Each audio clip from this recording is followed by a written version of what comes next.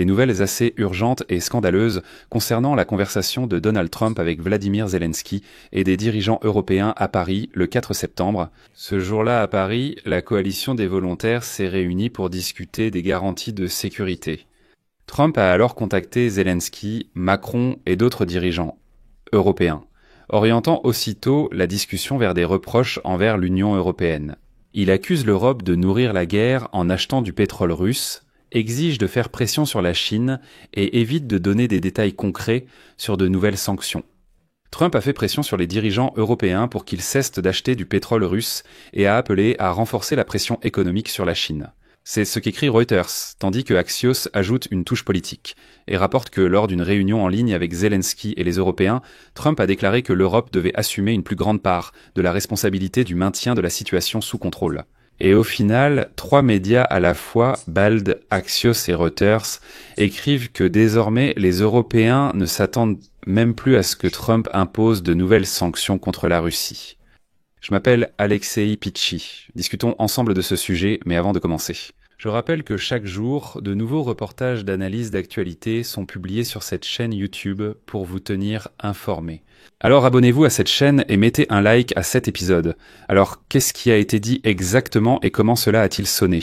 En général, d'où vient ce scandale et pourquoi Donald Trump s'en est-il pris aux Européens ? Selon les sources d'Axios, Donald Trump a simplement été direct et a déclaré que l'Europe devait cesser de financer la guerre russe et qu'elle était obligée de faire pression sur la Chine. Assez d'hypocrisie. Ursula von der Leyen, selon Axios, a tenté de répondre avec des chiffres et a déclaré que l'Europe réduit la part du gaz russe, a imposé des embargos sur le pétrole, a instauré un plafonnement des prix du pétrole russe et, en général, d'ici 2027, est prête à renoncer complètement au gaz russe.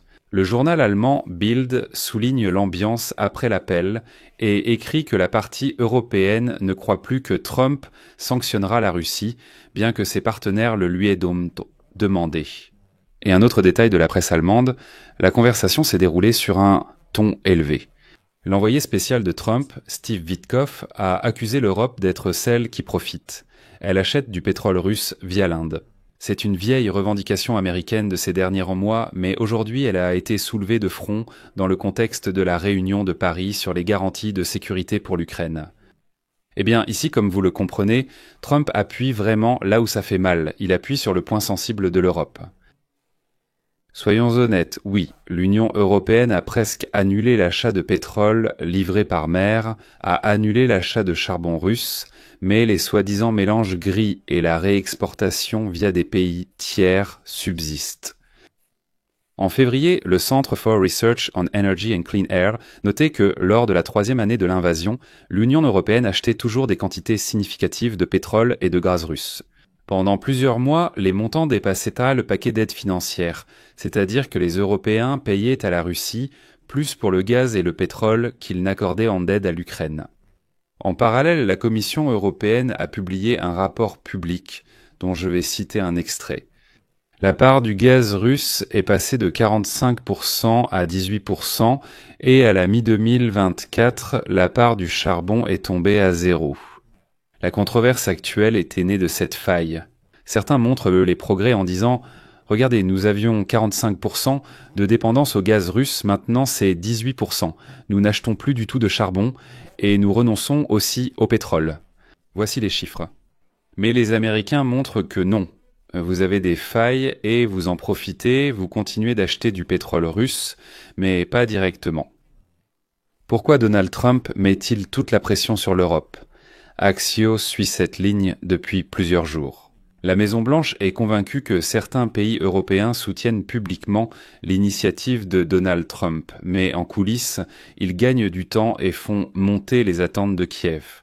Aujourd'hui, cela s'est traduit par des formulations ultimatums. L'Europe doit cesser d'acheter du pétrole russe et faire pression sur la Chine. Mais ici, une question se pose. Qu'en est-il des mesures américaines ? Et où sont les droits de douane de Donald Trump, qu'il avait promis contre la Chine pour l'achat de pétrole russe ? Où sont ces sanctions ? Et voilà que Trump menace de punir les plus grands acheteurs de pétrole russe. Oui, en effet, il a imposé certains tarifs contre l'Inde, mais concernant la Chine, ses paroles sont restées en suspens. Il y a eu des menaces, mais rien de concret. Tout le monde a entendu. Tout le monde a entendu comment Trump a menacé d'imposer d'énormes droits de douane contre la Chine parce qu'elle achète du pétrole russe, mais il ne les a jamais imposés.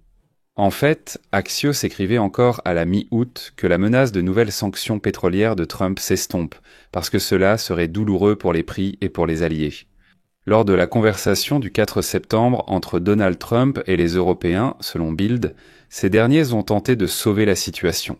Et les Européens proposaient de réunir en 48 heures un groupe de travail sur les sanctions et de l'envoyer à Washington afin de convenir rapidement d'une liste commune de mesures. Les Européens affirment qu'en 48 heures, ils formeront une équipe. Unakromir iront à Washington et nous nous mettrons d'accord. Nous imposons telles sanctions. Vous, Donald Trump, en imposez d'autres. Nous travaillons tous de manière synchrone, coordonnée, tout est parfait. Et voilà que les médias allemands et autrichiens ajoutent que Donald Trump exigeait non seulement que les Européens réduisent leurs achats, mais aussi qu'ils fassent pression sur Pékin. Bruxelles a répondu « Nous avons déjà réduit le plafond pétrolier, poursuivi la flotte fantôme et fermé docks et assurances pour navires suspects. Rejoignez-vous aussi. Synchronisons la liste selon les schémas secondaires. » Ici, nous nous heurtons encore à la politique, car Washington oscille entre menaces et réalité du marché face à la direction chinoise. Donc exiger de l'Union européenne de le faire à notre place, vous savez, ça sonne bien mais ça marche mal. Et il semble que Donald Trump ait imposé des droits de douane contre l'Inde. Les sous-titres sont faits. Il refuse d'affronter la Chine et demande aux Européens de le faire, préférant cibler l'Inde car la Chine est un adversaire alors que l'Inde est plus un partenaire. Et il est peu probable qu'il réponde fermement. C'est un coup malin. Où est-ce la vérité ici ? À propos du fait que l'Europe finance la guerre, aujourd'hui Trump dit à un Européen lors d'une conversation « Vous financez la guerre en achetant du pétrole russe ». La réponse honnête se trouve au milieu, oui. Les routes grises via l'Inde, le mélange de ces blends, la réexportation, tout cela existe, et il faut le reconnaître. Qu'entend-on par route grise via l'Inde ? Peut-être que quelqu'un a manqué cela. En fait, l'Inde achète le pétrole russe à prix réduit, puis, pour ainsi dire, elle change l'étiquette et envoie ce même pétrole en Europe, mais à un prix un peu différent. En fait, l'Europe n'achète pas le pétrole directement à la Russie, mais à l'Inde, alors qu'il s'agit toujours du même pétrole russe. Mais il est également vrai de dire que la Hongrie et la Slovaquie détiennent la majeure partie des achats de pétrole russe dans l'Union européenne. Et ce sont précisément ces pays qui sont les plus grands critiques des sanctions sévères, et en politique, ces deux pays sont alliés avec Trump. Axios a prudemment souligné cette contradiction aujourd'hui. Citation : les principaux acheteurs directs dans l'Union européenne sont la Hongrie et la Slovaquie. Autrement dit, si l'on s'en tient aux faits, les adresses sont connues. La seule question est de savoir si la Maison-Blanche est prête à faire pression sur ses amis. Qu'est-ce que cela signifie pour Kiev ? Tout d'abord, le mythe selon lequel Washington fera tout pour tout le monde s'effondre. Le mythe selon lequel les menaces de Trump valent quoi que ce soit s'effondre également. Comme l'écrit aujourd'hui Bild, après avoir parlé avec Trump, les Européens n'attendent de plus de sanctions de sa part contre la Russie. Cela signifie qu'il faut accélérer le paquet européen. Ce plafond de prix sur le pétrole russe à 47,5 $, des filtres d'assurance, des docks, une flotte fantôme et fermer strictement les schémas de réexportation. Il est vraiment temps d'arrêter de jouer à ce jeu ambigu. Deuxièmement, la fenêtre d'opportunité à Paris n'est pas fermée. Emmanuel Macron a publiquement déclaré que 26 pays étaient prêts à participer sur terre, en mer et dans les airs pour soutenir le cessez-le-feu en Ukraine et garantir la paix. Il a ainsi résumé son briefing après la coalition des volontaires, une déclaration largement reprise aujourd'hui dans de nombreux médias. Dans ce contexte, l'appel de Donald Trump est en fait un test. Si les États-Unis s'impliquent, tant mieux. Sinon, l'Europe est obligée de poursuivre sa propre construction sans interruption. La question est donc, que doit faire l'Europe alors qu'il est clair que Donald Trump ne veut pas imposer de nouvelles sanctions contre la Russie ? Tout d'abord, il faut synchroniser la liste noire européenne des pétroliers et des assureurs avec celle du Royaume-Uni et du Canada, afin de fermer les failles exploitées par les intermédiaires britanniques et canadiens qui commercent encore avec l'Europe. Deuxièmement, il faut mener à terme l'enquête sur ce fameux mélange de pétrole et imposer de véritables interdictions d'accès aux ports européens pour les navires impliqués dans la réexportation des soi-disant mélanges russes. C'est ce que fait l'Inde. J'ai expliqué plus haut de quoi il s'agit. Troisièmement, il ne faut pas attendre Washington sur la Chine, mais agir là où l'Union européenne a des leviers. assurance, leasing de flotte, réparation, règlement bancaire, etc. Il est utile de synchroniser les sanctions avec Washington, mais si Trump refuse de les appliquer, attendre indéfiniment cette synchronisation est absurde. Et quatrièmement, il faut expliquer clairement à ses citoyens que ce n'est pas, vous savez, une sorte de petite guerre économique. Ce n'est pas une question de gaz bon marché, c'est une façon de couper l'oxygène à la machine de guerre russe pour accélérer la conclusion d'une trêve, au moins une trêve. C'est pourquoi l'appel d'aujourd'hui, ce n'était pas simplement Donald Trump qui a crié sur les Européens, comme beaucoup essaieront de le présenter maintenant. C'est un test décisif. L'enjeu n'est pas qui a parlé le plus fort, mais qui a apporté des leviers concrets. Et voilà, l'Europe les a apportés, de la coalition des volontaires jusqu'aux nouvelles sanctions pétrolières.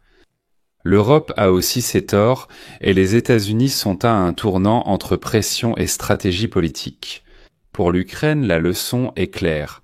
Moins croire aux promesses comme « je finirai la guerre en 24 heures » et miser sur la technique, les sanctions et le renforcement des forces armées ukrainiennes. Eh bien, comment pourrait-il en être autrement? Toutes ces déclarations doivent en rester des déclarations, il vaut mieux juger sur les actes. Voilà. Cette conversation scandaleuse de Trump avec les Européens montre qu'il ne veut plus agir et cherche à rejeter la responsabilité sur autrui. Bien que, je le répète encore une fois, les Européens non plus ne sont pas des saints dans cette situation. Je vais mettre des points de suspension ici. Donnez votre avis, vos conclusions dans les commentaires sous cette vidéo. Abonnez-vous à la chaîne, cliquez sur la cloche et n'oubliez pas de mettre un like. C'est tout pour aujourd'hui. Prenez soin de vous. Au revoir à tous.